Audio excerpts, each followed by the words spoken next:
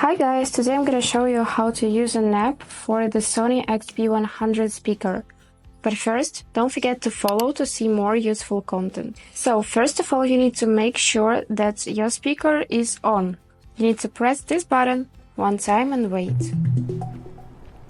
Great. Now, if your speaker is connected to your phone, then you need to open the app, which is called Music Center, and it will automatically connect to the speaker. Great. Now, as you can see, we have some functions like My Library. You go there and you can find your playlists.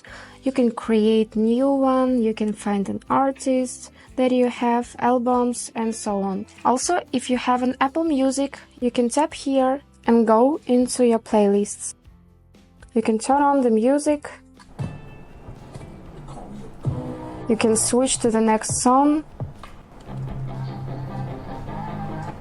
Also, you can check your battery percentage here on the main screen. As you can see, I have 60%. Also, you can tap on these three dots.